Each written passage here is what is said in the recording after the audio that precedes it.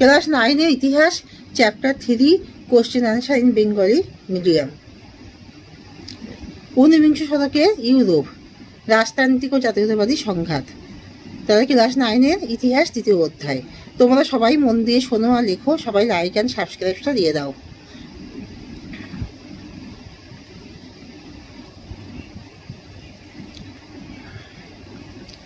তাহলে ইউরোপের রুগ্ন মানুষ বলা হয় তুরস্ককে। তুরস্কের মলডেভিয়া ও ওয়ালাকিয়া দখল করে নেয় রাশিয়া। ক্রিমিয়ার যুদ্ধে তুরস্কের প্রতিপক্ষ ছিল রাশিয়া। গ্রিসের স্বাধীনতা সংগ্রামের সঙ্গে যুক্ত গুপ্ত সমিতিটি ছিল হেটাইরিয়া ফিলিকে। কোন চুক্তিভঙ্গের অজুহাতে বিসমার্ক অস্ট্রিয়ার বিরুদ্ধে যুদ্ধ ঘোষণা করেন? গ্যাস্টিনের। ম্যাথসেনি প্রথম জীবনে কোন সংগঠনে যোগ দেন? কার্বোনারি। ভিয়েনা সম্মেলনে মুখ্য 4টি শক্তি ছিল অস্ট্রিয়া, রাশিয়া, প্রাশিয়া, ইংল্যান্ড। ইউরোপীয় শক্তি সমবায় স্থাপনের মূল উদ্যোক্তা ছিলেন মেটারনিখ। গ্রিসের জাতীয়তাবাদের প্রধান প্রবক্তাকে কোরায়েশ। ভিয়েনা সম্মেলন অনুষ্ঠিত হয়েছিল অস্ট্রিয়াতে। 1861 খ্রিস্টাব্দে মুক্তির ঘোষণাপত্রে ভূমিদাসপ্রথা উচ্ছেদ হয়েছিল রাশিয়াতে। ভিয়েনা সম্মেলনে ফ্রান্সের প্রতিনিধি ছিলেন তালির। ন্যায্য অধিকার নীতির দ্বারা ফ্রান্সের সিংহাসনে বসানো হয় অষ্টাদশ লুইকে।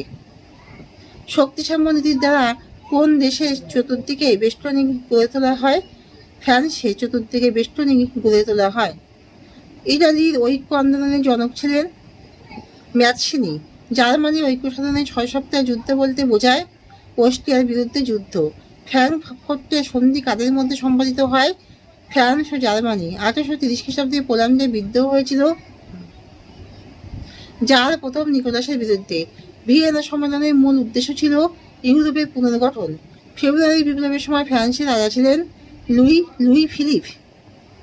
ভিয়েনা সম্মেলনে রাশিয়ার প্রতিনিধি কে ছিলেন? প্রথম আলেকজান্ডার।